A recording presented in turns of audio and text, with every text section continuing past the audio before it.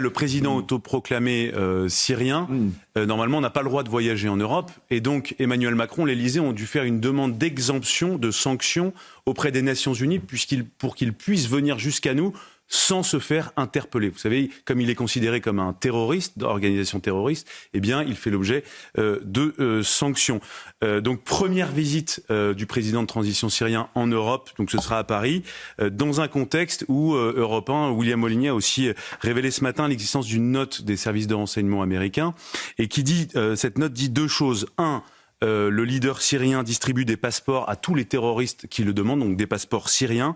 Et puis deuxièmement, est documenté de manière factuelle le fait que le leader syrien commet des massacres contre les minorités, alors qu'il s'était engagé à protéger les minorités. Vous savez, c'était le moment où on se disait, est-ce qu'il y a le djihadisme light, le repenti, tous ces concepts, en tout cas, qui n'ont pas montré leur véracité aujourd'hui. Pourquoi Emmanuel Macron les reçoit-il ? Et c'est quand même, attendez, je rappelle quand même... C'est le premier chef d'État d'Europe à le recevoir. Exactement.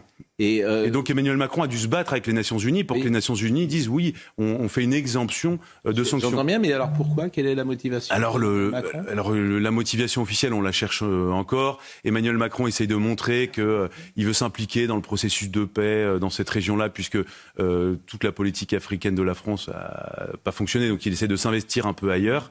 Il faut quand même rappeler que le leader autoproclamé syrien était quand même l'ancien bras droit d'al-Baghdadi, qui était le calife de l'État islamique, qui avait organisé les attentats de Paris.